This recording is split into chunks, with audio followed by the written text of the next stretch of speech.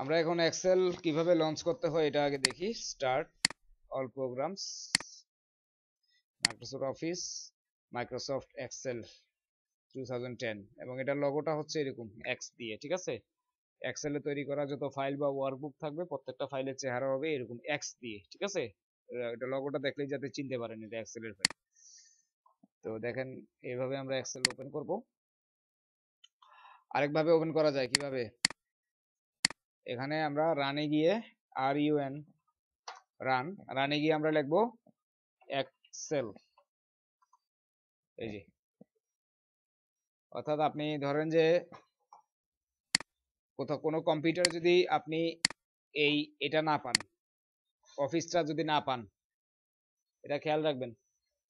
আইডিবির কম্পিউটারে যখন ওই প্র্যাকটিক্যাল পরীক্ষা হয় এভিডেন্স, তখন কিন্তু অনেক কম্পিউটারে অফিসটা থাকে না, এখানে থাকে না, মানে এখান থেকে কিন্তু ডিলিট করা যায়। এই যে এখান থেকে ডিলিট করে দিলে তো আর এখানে থাকবে না, কিন্তু এটা ইনস্টল আছে, কিন্তু মানে উইন্ডোজে কিন্তু এটা ঠিকই ইনস্টল আছে, বাট এটা প্রোগ্রাম মেনু থেকে ডিলিট করে দিছে নামটা। এই কারণে তখন কিন্তু আর পোলা পায় না, এখান থেকে খুঁজে পায় না, তখন মাথা যায় গরম হইয়া। তখন ওই ইনস্ট্রাক্টরে ডাকে, ওইখানে গার্ড যারা থাকে তাদেরকে ডাকে, বলে স্যার এই কম্পিউটারে তো ওয়ার্ডই নাই, এক্সেলই নাই, কিছুই তো নাই।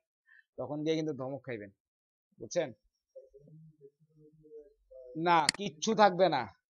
যদি থাকে তাইলে তো ভাগ্য ভালো, বেশিরভাগ সময় থাকে। একটা দুটা কম্পিউটারে তারা ইচ্ছা করে এরকম টেকনিক করে রাখে, থাকবে না, এরকম থাকবে না।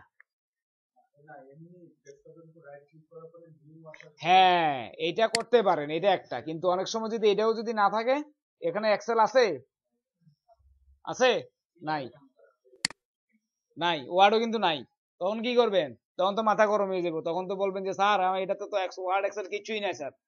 হ্যাঁ, what is bullshit it is. তখন কিন্তু উল্টা আপনি ধমক দিবে, বলবেন আপনি কি শিখছেন, বুঝছেন। তখন একটা পদ্ধতি শিখাই দিচ্ছি, এটা অনেকেই মনে হয় জানেন। প্রোগ্রামের যেই ফাইলটা রান করে এটাকে বলে ইএক্সি ফাইল, এক্সিকিউটেবল ফাইল। এই ইএক্সি ফাইলটাই কিন্তু প্রোগ্রামটাকে রান করায়, যদি প্রোগ্রামটা ইনস্টল থাকে কম্পিউটারে, বুঝা গেছে। আপনার ওয়ার্ড এক্সেল এক্সিস সবই ইনস্টল আছে, বাট ওইখান থেকে নামটা নাই, ডিলিট হয়ে গেছে কোনোভাবে, বা এখানে কোনো শর্টকাটও নাই।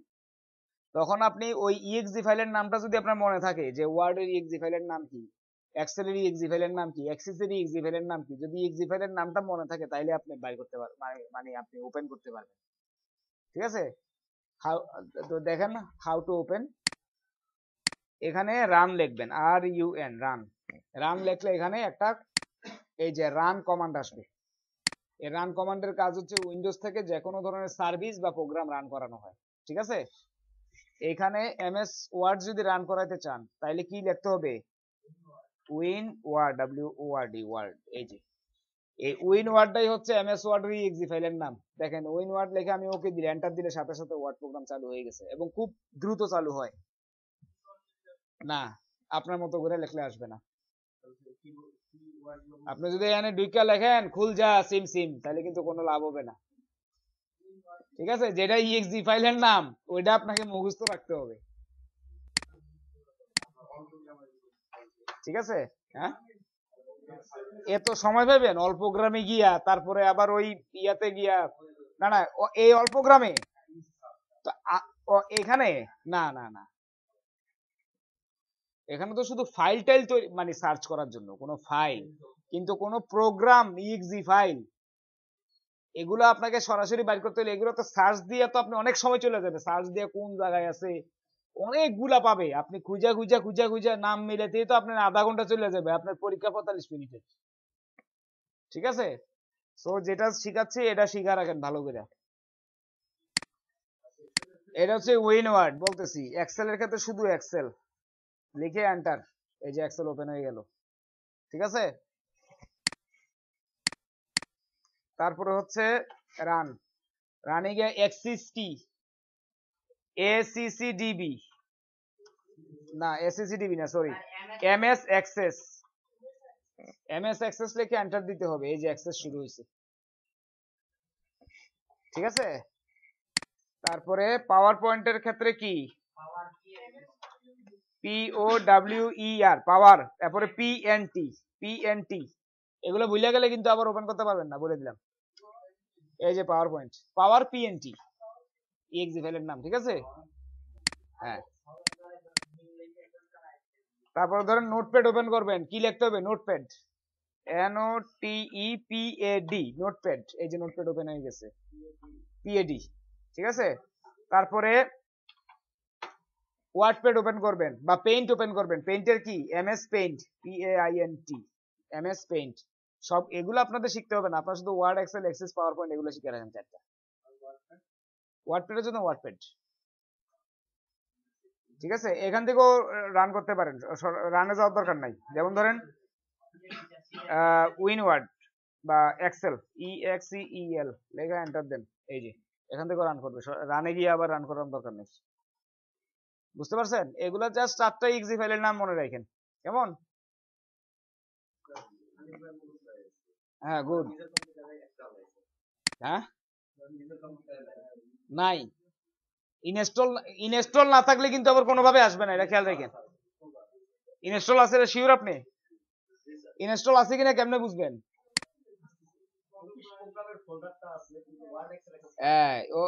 ইনস্টল আছে এটা, যে সিডার থেকে গিয়ে বুঝতে পারবেন। এই যে প্রোগ্রাম ফাইলস x86, এখানে গিয়ে এটা এই ফোল্ডারের মধ্যেই ওই যে যে প্রোগ্রামগুলো ইনস্টল করা আছে, সফটওয়্যারগুলো, এগুলোর ফোল্ডার থাকবে। যেমন এই যে মাইক্রোসফট অফিসের ফোল্ডার আছে, দেখেন এই যে, তার মানে এটা ইনস্টল করা আছে। এই যে ইনস্টল করা আছে, এটার মধ্যে আপনার এই যে অফিস 14, এটার ভিতরে সব আছে, আপনার উইনওয়ার্ড, এক্সেল, MS এক্সিস, পাওয়ার পিএনটি এইখানে আছে, দেখবেন এখানে খুঁজলে পেয়ে যাবেন, বুঝছেন? এখান থেকে যদি কোনোভাবে ডিলিট করে দেয় তাইলে কিন্তু শেষ, তাইলে আপনি ধরতে পারেন আইডিবি রে যে এখানেই নাই, আনইনস্টল, ডিলিট হয়ে গেছে এখান থেকে ইএক্সি ফাইল। না, কোনো কমান্ড ইএক্সি ফাইলই তো নাই। কান টানলে মাথা আসে, আপনার কানে নাই, ঠিক আছে, তাইলে তো আর মাথা আসবে না। ব্যাপারটা হচ্ছে ওইটা, ইএক্সি ফাইলটাই নাই, সো আর এগুলা থেকেও কোনো লাভ নেই, মানে রান করবে না আর কি, সোজা কথা, ঠিক আছে। এটা খেয়াল রাখেন, কেমন? ওকে, এবার আমরা এক্সেল প্রোগ্রামটা রান করি। তো দেখেন এক্সেল প্রোগ্রামের বৈশিষ্ট্যটা কি। প্রথম বারটাকে কি বলে? প্রথম বারটারে কি বলে? উপরের টাইটেল বার। টাইটেল বারে কি থাকে? ফাইলের নাম এবং প্রোগ্রামের নাম। ফাইলের নাম আমরা এখনো নাম দেই নাই, এই কারণে বুক 1 উঠে আছে। আমরা যখন নাম দিব, সেভ করব, তখন ওই নামটা চলে আসবে এখানে। অটো নিবে, অটো নিবে। কোনটা? বুক 1, যাতে আপনি বুক 1 যাতে না আসে, ওইটাই তো বললাম, আপনি আগে সেভ করতে হবে। সেভ করলে পরবর্তীতে মানে মিলন ভাই আর কি, আচ্ছা, মানে আপনি যে নামটা দিবেন পরবর্তীতে ওপেন করলে ওই নামটাই ওই নামে আসবে। আপনি যাচ্ছেন সেভ করার আগে যাতে এখানে একটা নাম আসে, এটা। হ্যাঁ, আপনার এই ধারণাটা বিল গেটসের সাথে শেয়ার করতে পারেন, খুব ভালো ধারণা।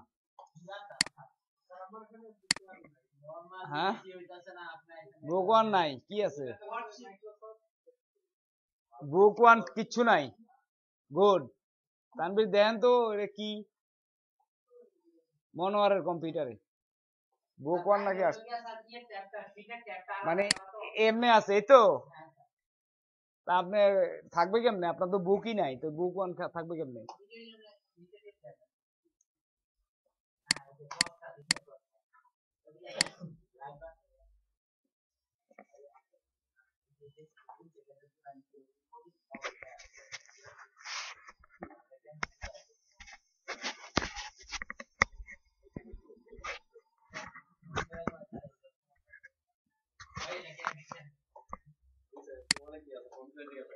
তো ফোন করে তো জিজ্ঞাসা করি, আমি তো আপনাদেরকে এনকারেজ করতেছি, আপনারা কোনো সমস্যা হলে আমার ফোন করবেন। হ্যাঁ, ও আপনাদেরকে ফোন করি। ও আচ্ছা আচ্ছা আচ্ছা আচ্ছা। না না না না না না, আমারে আপনারা আসলে খুব বিয়া ভাবছেন, মানে মনে করছেন যে স্যার তো স্যারই, ঠিক আছে, কোনো সময় না। না, না দেখা যেটা আমি মনে থাকবে না সেটা তো আমি বলবোই যে ভাই আমার এখন মনে নাই, আমি আপনাকে পরে বলবো। বাট যদি মনে থাকে তাহলে তো আমি বলে দিতে পারবো ইনস্ট্যান্টলি যে হ্যাঁ আপনি ওই অপশনে যান, ওইখানে গিয়ে ওইভাবে করেন। আর আমার মনে থাকবে না এই জিনিসগুলা, মানে এগুলা যেগুলো আমি এত বছর ধরে করতেছি, এটা আসলে খুব কম সম্ভাবনাটা মনে না থাকা। মনে থাকবে, বরং আমি নিজের নাম ভুলে যেতে পারি, কিন্তু এটা মনে থাকবে কারণ এটা আমি এত প্র্যাকটিস করছি। মানে এই আমি তো 2003 থেকেই তো আমি ইনস্ট্রাক্টর, এগুলাই শিখাই এগুলা। তারপরে মানে ওয়েব ডিজাইন, তারপরে হচ্ছে ওই কি জানি বলে আপনার প্রোগ্রামিং, ওরাকল, এগুলাই শিখাই 2003 থেকে। ঠিক আছে, আপনি আমার র্যাপার ক্লাসের একটা আপনার এট্রিবিউটের নাম জিজ্ঞেস করেন, আমি কিন্তু বলে দিতে পারবো এটা কোন রেফারেন্সে আছে। ঠিক আছে, বা একটা এই ইয়ার ওই যে সুইং আছে না জাভার, সুইং এর একটা ক্লাসের নাম আমারে বলতে, আমি কিন্তু বলে দিতে পারবো ওটা কোন ইয়াতে আছে। ঠিক আছে, এই ক্লাসটা দিয়ে কি করে। বা আপনি সি এর মানে সি প্রোগ্রামের একটা যে কোনো একটা এই আইডেন্টিফায়ারের নাম বলবেন, আমি বলে দিব এটা কোন হেডার ফাইলে আছে। মানে সবকিছু মনে নাই যে মানে সবকিছুই মনে আছে তা না, অনেক কিছু ভুলে গেছি, বাট যেগুলা বেশি কমন, যেগুলা পোলাপান যে শিখাইতে শিখাইতে শিখাইতে শিখাইতে নিজের মাথায় ঢুকে গেছে, এগুলা মনে আছে। বুঝে গেছে? হ্যাঁ, না এখন সি এর আর পোলাপাইন খুব একটা পাই না, ওই যে এগুলা শিখে বেশিরভাগ ইউনিভার্সিটি পোলাপাই না। ঠিক আছে, ওই তাদের তাদের তো সি এর একটা সাবজেক্ট থাকে। হ্যাঁ, তখন তারা ওই ইউনিভার্সিটিতে বুঝে না ঠিক মতো কি বা কি পড়ায় না পড়ায়, কিছু বুঝে না, তখন এইসব ইনস্টিটিউটে আসে মানে প্র্যাকটিক্যালি এটা বোঝার জন্য, শেখার জন্য। শুধু ইঞ্জিনিয়ারিং না, কম্পিউটার সায়েন্সে পড়লেই আপনার প্রথম সেমিস্টারে এটা থাকবে, এই ল্যাঙ্গুয়েজটা থাকবে, সি ল্যাঙ্গুয়েজ। এবং সি কে বলা হয় মাদার ল্যাঙ্গুয়েজ, সব ল্যাঙ্গুয়েজের মাদার ল্যাঙ্গুয়েজ। কারণ আপনি যখন কোনো ল্যাঙ্গুয়েজ শিখবেন, সিটা দিয়ে যদি আপনি শিখেন তাহলে খুব সহজে শিখতে পারবেন। হ্যাঁ, এই সি দিয়া পিএইচপি তৈরি করছে, সি দিয়া জাভা তৈরি করছে। ঠিক আছে, মানে অনেক ল্যাঙ্গুয়েজ তৈরি করছে সি দিয়া, সি ল্যাঙ্গুয়েজ দিয়া। বুঝতে পারছেন? আচ্ছা যাই হোক, দেখেন তো এটা হচ্ছে মাইক্রোসফট এক্সেল। উপরে হচ্ছে কি টাইটেল বার, টাইটেল বারের ডান পাশে তিনটা button, close button, maximise, maximise, restore এবং মিনিমাইজ বাটন। বাম পাশে যে টুল বারটা, এটারে বলে কুইক অ্যাক্সেস টুল বার। কথা বললেন না, বাম পাশে টুল বারটাকে বলে কুইক অ্যাক্সেস টুল বার। আর সর্ববামে একটা টুল আছে, এটা এটা হচ্ছে কন্ট্রোল টুল, কন্ট্রোল। এটা হচ্ছে কন্ট্রোল, এখান থেকে আপনি ক্লোজ করতে পারবেন প্রোগ্রামকে, মিনিমাইজ করতে পারবেন, ঠিক আছে, রিস্টোর করতে পারবেন, এই যে আগের মতো সাইজ হয়ে গেছে, এটার বলে কন্ট্রোল বার। ঠিক আছে, হ্যাঁ একই, এই একই, এটা মানে এখানেও শর্টকাট করে রাখছে আর কি একটা। ঠিক আছে, আপনারা যদি জিজ্ঞেস করে মানে how many ways to close the program window, কয়টা ওয়ে আছে একটা প্রোগ্রাম উইন্ডোতে ক্লোজ করার। প্রথমে হচ্ছে এই ক্লোজ বাটন, দ্বিতীয় হচ্ছে অল্টার F4, তৃতীয় হচ্ছে এখান থেকে এই যে control, press control button and click close, আর চতুর্থটা কি ফাইল থেকে এক্সিট। এই চার প্রকারের মনে রাখবেন, এটা এমসিকিউ তে আসতে পারে। হাউ মেনি ওয়েজ, ঠিক আছে। এরপরে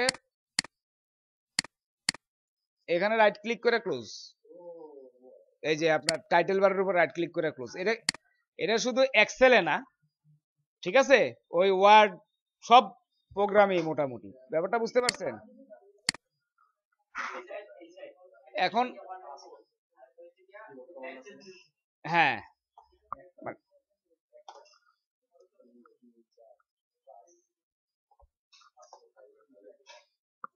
আচ্ছা এখন এটা কি, কথা বলেন না, এটা কি, এটা ribbon, home ribbon, insert ribbon, page layout ribbon, formulas ribbon, data ribbon, review ribbon, view ribbon, সবগুলা মানে আমরা যে ওয়ার্ড করে আসছি একরকম না দেখতে অনেকটা। এটাই হচ্ছে আসলে আপনার মাইক্রোসফটের এই যে অফিস প্যাকেজ, যে আমরা সহজে শিখতে পারি এই মাত্র এটার কারণে। এটা আসল কারণ হচ্ছে এটা, মানে অফিস প্যাকেজ, প্যাকেজের একটা প্রোগ্রাম শিখলে বাকিগুলো আপনি মোটামুটি মানে সহজে শিখতে পারবেন, কারণ লুকিং গুলো সব সেম। হ্যাঁ, ধারণাও কিন্তু চলে আসে যে এটাতে কি থাকতে পারে, কারণ একটা তো শিখে আসছেন আগে, তখন কিন্তু একজনে মানে সহজেই ধারণা করতে পারে যে ইনসার্টে তো আমি এর আগে এটা শিখছি, এটা তো নিশ্চয় তাই আছে। দেখেন ওয়ার্ডের ইনসার্টে পিকচার ছিল না, টেবিল ছিল না, ক্লিপার ছিল, শেপ ছিল। হ্যাঁ, এই এক্সেলও দেখেন ইনসার্টে পিকচার আছে, clipart, shape, smart art, screenshot, table সবই আছে, equation, symbol, text box, header, footer আছে না? তাইলে একটা শিখলে বাকিগুলো শিখা ইজি না? এটাই হচ্ছে মাইক্রোসফটের যে ইয়াগুলা বেরোয়, মানে অ্যাপ্লিকেশন গুলা, এগুলোর বৈশিষ্ট্য হচ্ছে এটা, মানে ইজিলি শেখা যায়।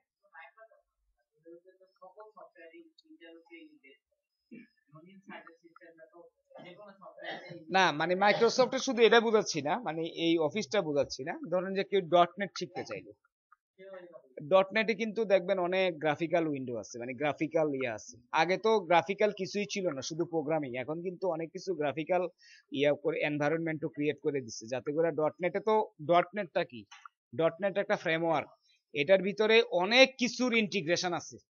যেমন আপনি ডটনেট ফ্রেমওয়ার্কটা মানে মানে মানে মানে ডটনেটের মধ্যে আপনার ধরেন মোবাইল অ্যাপ্লিকেশন তৈরি করা, ডেস্কটপ অ্যাপ্লিকেশন, ওয়েব অ্যাপ্লিকেশন, তারপরে সার্ভিস তৈরি করা, উইন্ডোজ সার্ভিস মানে অপারেটিং সিস্টেম সার্ভিস আর কি, সার্ভিস তৈরি করা, তারপরে আরো বিভিন্ন রকমের মানে অ্যাপ্লিকেশন বা সফটওয়্যার তৈরি করার একটা মানে ইন্টিগ্রেটেড একটা এনভায়রনমেন্ট হচ্ছে ডটনেট। এটা হচ্ছে মাইক্রোসফটের, বুঝছেন? যেমন ধরেন আপনি এএসপি ডটনেট, আপনি এএসপি ডটনেট পারেন? তা আপনি ধরেন এএসপি ডটনেট শিখলেন, ঠিক আছে? এএসপি ডটনেট আপনি ধরেন ভিজুয়াল বেসিক বা সি শার্প দিয়ে শিখলেন, এটা তো হচ্ছে ওয়েবের এএসপি ডটনেটটা। এখন আপনি যদি ডটনেটের আরেকটা প্রোগ্রাম শিখতে চান, যেমন ধরেন উইন্ডোজ বেসড অ্যাপ্লিকেশন তৈরি করতে চান, ঠিক আছে? ওই ইয়া মানে মানে মানে লুকিংটা কিন্তু সেমই পাবেন, লুকিংটা সেম পাবেন, যাতে করে যারা লার্নার তারা যাতে সহজে শিখতে পারে। হ্যাঁ, সিনট্যাক্সও কিন্তু অনেকটা সেম, অলমোস্ট সেম। মানে এটা মানে বোঝাচ্ছে এই কারণে যে মাইক্রোসফটের যে প্রোডাক্ট গুলা বেরোয়, এই প্রোডাক্ট গুলো একটা মোটামুটি আপনার যদি শিখা থাকে, বাকিগুলা ওই মানে লুকিং টুকিং সবই সেম মোটামুটি, ঠিক আছে? মানে আপনারা কাজ করতে পারবেন, বুঝছেন? মেনু বেসড আর কি, মেনু বেসড, এরকম টুল বেসড, এই টাইপের আর কি। যেমন আপনারা যদি অ্যাক্সিস শিখেন, অ্যাক্সিসটা কি, ডাটাবেজের মানে ফান্ডামেন্টাল কাজগুলো শিখা। এখন মাইক্রোসফটের এসকিউএল সার্ভার যখন আপনাকে কেউ শিখাইতে যাবে, আপনি কিন্তু একটু সহজ হবে আপনার জন্য। এসকিউএল সার্ভারটা হচ্ছে আরো বড় বিরাট ডাটাবেজ, মানে রোবাস্ট ডাটাবেজ, আরডিবিএমএস সার্ভার সাইডের আর কি। তা আপনি যখন এসকিউএল সার্ভার শিখতে যাবেন, তো আগে যদি অ্যাক্সেস শিখা থাকে, তাহলে আপনার জন্য একটু ইজি হবে, মানে ইন্টারফেস গুলো মোটামুটি মিল পাবেন, বুঝছেন? আচ্ছা যাই হোক, কথা কম বলি। এখন দেখেন, এটা হচ্ছে রিবন, বিভিন্ন রিবন আছে। রিবন গুলো এখন ইয়া হয়ে আছে কেন, ইনএক্টিভ হয়ে আছে কেন?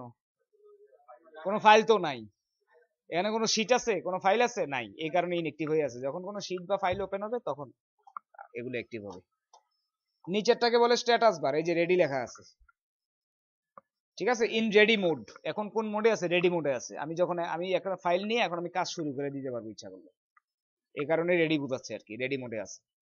ডান পাশে কি, জুম ইন জুম আউট করার জন্য আরো তিনটা ভিউ আছে, ঠিক আছে? একটা হচ্ছে নর্মাল ভিউ, একটা হচ্ছে পেজ লেআউট ভিউ, একটা আছে পেজ ব্রেক প্রিভিউ। তিনটা ভিউ আছে এক্সেলের।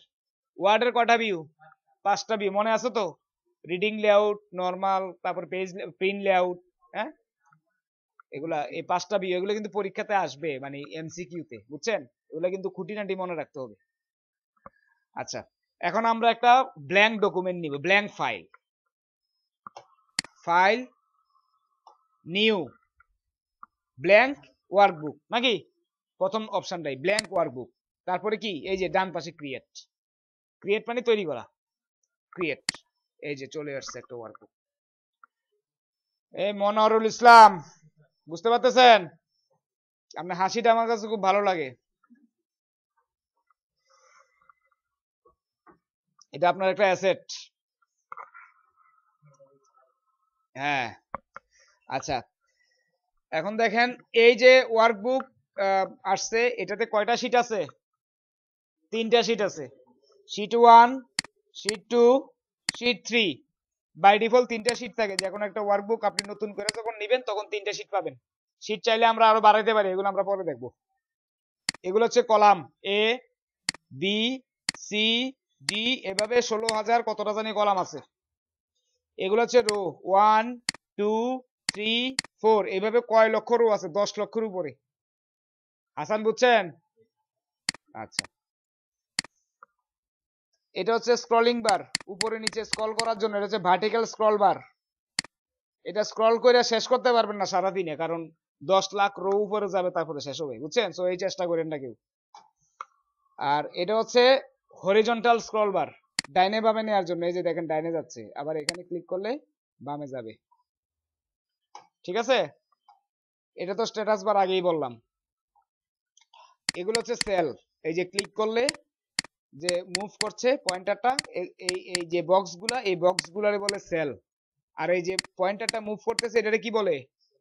Sell pointer. সেল পয়েন্টার, এই যে ক্লিক করলে যে মোটা বর্ডারের যে পয়েন্টারটা মুভ করতেছে এটারে বলে সেল পয়েন্টার, ঠিক আছে?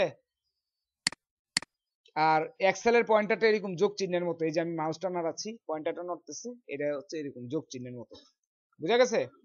কলাম, হ্যাঁ হ্যাঁ, কলাম সিলেক্ট করে কিভাবে? এই যে কলাম হেডিং এর উপরে মাউস পয়েন্টার নিলে মাউস পয়েন্টার যখন কালো একটা তীরের চিহ্ন ধারণ করবে তখন ক্লিক করবেন, তাহলে ফুল কলামটা সিলেক্ট হবে, একদম পুরা 10 লক্ষ রো পর্যন্ত সিলেক্ট হয়ে গেছে, ঠিক আছে? আবার রো সিলেক্ট করবেন কেমনে? এই যে রো হেডিং এর উপরে ক্লিক করেন, এই যে রো সিলেক্ট হয়ে গেছে, বুঝছেন? মাল্টিপল কলাম যদি সিলেক্ট করতে চাই, ধরেন এ কলাম, তারপরে ডি কলাম, তারপরে আই কলাম, তারপরে কে কলাম, তাহলে কিভাবে করবেন? প্রথমটা এমনিতেই সিলেক্ট করবেন, তারপরে কন্ট্রোল চেপে এই যে E column, I column, K column, M column, এইটা হচ্ছে মাল্টিপল কলাম সিলেক্ট করা, কন্ট্রোল চেপে। মানে এখানে একটা, এখানে একটা, ওইখানে একটা, এইভাবে আর কি, মাল্টিপল। আর যদি সিরিয়ালি 3-4টা বা অনেকগুলা কলাম সিলেক্ট করতে চাই, তাহলে কি করতে হবে? মনে করেন আমি এ থেকে জি পর্যন্ত সিলেক্ট করব, তাইলে কি? প্রথমে এটা সিলেক্ট করে শিফট, তখন শিফট, কন্ট্রোল না, শিফট, শিফট চাইপা এই যে জি তে ক্লিক করি, এই যে দেখেন, মানে সিরিয়ালি সিলেক্ট হয়ে গেছে, ঠিক আছে? একইভাবে রো, প্রথমে 1 নাম্বার রো সিলেক্ট করলাম, এরপরে কন্ট্রোল চাপলাম, 5 number, 10 number, 15 number, 16 number, 21 number, 24 number, এই দেখছেন? এটা হচ্ছে মাল্টিপল রো সিলেক্ট। আর যদি সিরিয়ালি সিলেক্ট করি, অ্যাডজেসেন্ট মানে একসাথে সিরিয়ালি, তাইলে প্রথমে একটা সিলেক্ট করলাম, তারপরে শিফট চাইপা এই 6 নাম্বারে ক্লিক করি, তাহলে প্রথম 6টা রো সিলেক্ট হয়ে গেছে। সবাই বুঝতে পারতেছেন? সেল যদি সিলেক্ট করতে চাই, প্রথমে একটা সেল, তারপরে কন্ট্রোল চাপে এটা এটা এটা এটা এটা, এটা হচ্ছে মাল্টিপল সেল সিলেকশন, কন্ট্রোল চাপে, মানে নন অ্যাডজেসেন্ট। আর যদি অ্যাডজেসেন্ট সেল মানে মনে করেন যে সিরিয়ালি এখান থেকে এখান পর্যন্ত, তাহলে কি করব? প্রথমে এটা সিলেক্ট করব, মানে এটা ক্লিক করব জাস্ট, তারপরে শিফট চাইপা এখানে ক্লিক করব, তাহলে দেখেন এই সিরিয়ালের মধ্যে যতগুলো সেল আছে সবগুলো সিলেক্ট হচ্ছে। সবাই বুঝতে পারছেন? আচ্ছা, এখন আমার যদি কলাম থাকে যদি আমার 16,384টা, আর রো যদি থাকে 10,48,576টা, তাহলে সেল সেল কয়টা? মনোয়ার হোসেন বলেন, সেল কয়টা? এটা ক্যালকুলেটরে ধরবে না, বুঝছেন? এটার আনসার হচ্ছে not found in the calculator. হ্যাঁ,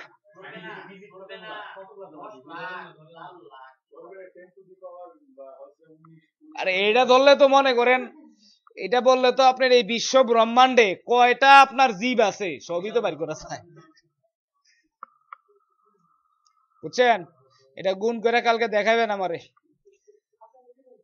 আচ্ছা, এটা কালকে গুণ করে আমাকে দেখাবেন, তাইলে আপনাদের ছোটবেলা যে গুণ অঙ্ক শিখছেন না, ওটা আপনাদের মানে রপ্ত হয়ে যাবে আবার, ঠিক আছে? এমনি গুণ করছেন?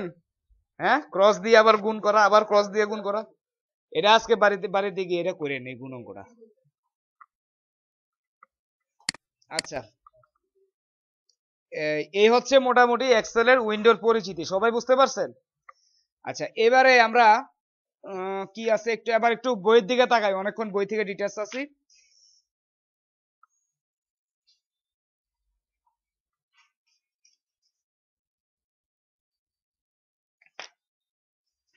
মাইক্রোসফট প্যাকেজ প্রপার্টি, এটা হচ্ছে ওই যে এক্সেল এর একটা ফাইল আছে, এটা আমি প্রপার্টি দেখতে চাইলে কিভাবে দেখবো? Right click on the file and then select properties, ঠিক আছে? দেন এই প্রপার্টিটা আসবে, যে জেনারেল, সামারি, স্ট্যাটিস্টিক্স ইত্যাদি ইত্যাদি। এখানে আমাদের কিছু ওই প্র্যাকটিস ফাইল আছে এক্সেল এর। কত নাম্বার চ্যাপ্টারে আছে? 8 নাম্বার চ্যাপ্টারে, চ্যাপ্টার 8, ঠিক আছে? পেজ নাম্বার হচ্ছে 230।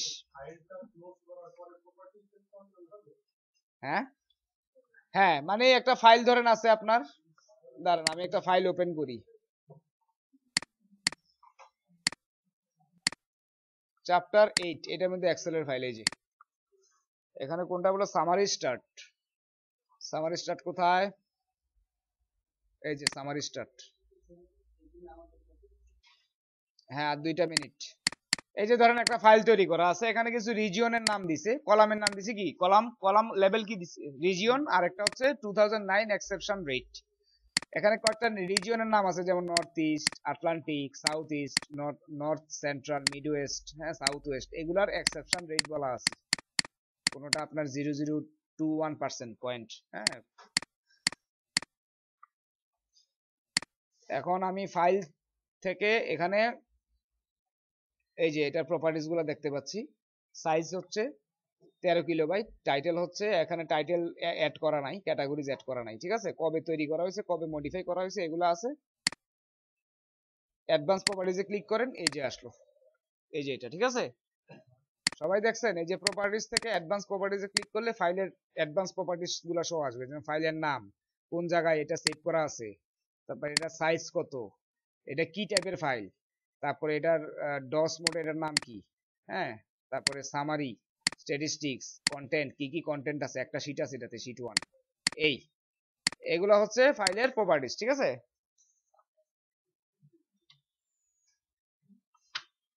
আচ্ছা, তারপরে মডিফাইং ওয়ার্কবুকস। মডিফাইং ওয়ার্কবুক মানে কি? আমরা ওয়ার্কবুকে কিভাবে মডিফাই করতে পারি? ধরেন একটা শীট বাড়াইলাম, একটা শীট বাড়াতে চাচ্ছি, কিভাবে বাড়াবো? নতুন একটা শীট নিব কিভাবে? এই যে শীট 1 এর বা শীট 2 বা শীট ট্যাবের সাথে, এগুলাকে শীট ট্যাব বলে, বুঝছেন? এই যে শীট 1, শীট 2, শীট 3 লেখা থাকে না, এগুলাকে বলে শীট ট্যাব। শীট ট্যাব, এই শীট ট্যাবের সাথে এই যে ইনসার্ট করার নতুন, এটা হচ্ছে আমার ইনসার্ট, নতুন শীট ইনসার্ট করার কমান্ড। এখানে ক্লিক করলে চোখের নিমিষে এই যে শীট 2 ইনসার্ট হয়ে গেল, দেখছেন? আবার এখানে ক্লিক করি শীট 3, আবার এখানে ক্লিক করি শীট 4, শীট 5, এভাবে 256টা শীট নিতে পারবেন। এখন আমি যদি আবার শীট ডিলিট করে দিতে চাই, তাহলে কি করতে হবে? Right click on the sheet tab, then select delete. Right click on the sheet tab, then select delete. Right click on the sheet tab, then select delete. Right click on the sheet tab, then select delete, ঠিক আছে? তো sheet নেয়ার কি shortcut? Shift plus F11। এই shift চেপে F11 চাপলেও নতুন sheet আসবে। F11, এই যে দেখেন নতুন শীট আসছে। এই শীট 6 আসলো কেন? শীট 2 না আইসা? ওই যে আগে যে 5টা করছিলাম, ডিলিট করে দিলেও তার একটা মেমোরিতে থাকে, কিন্তু আমি লাস্ট কত সিকোয়েন্স পর্যন্ত দিয়েছি, সিকোয়েন্স নাম্বারটা কিন্তু তার মেমোরিতে থাকে। তো ডিলিট করার পরেও আপনি যখন নতুন শীট নেবেন, সে কিন্তু আগের সিকোয়েন্স নাম্বারের সাথে একযোগ করে পরের মানে নাম্বারিংটা সে ওইভাবে করে, ঠিক আছে? হ্যাঁ, এই ভার্সনে আনলিমিটেড হতো করছে, বাট আপনার আগের ভার্সন থেকে আপনার 256টা পর্যন্ত নেওয়া যেত। কয়টা বার হয়ে গেছে? ও, আপনি নিতেছেন, নেন। আপনি আবার কম্পিউটারটা হ্যাং করে দিয়েন না। মাইক্রোসফট হালকা হইলেও বেশি চিপলে কিন্তু দেখবেন কম্পিউটার ইয়ে হয়ে যাবো। আচ্ছা দেখেন,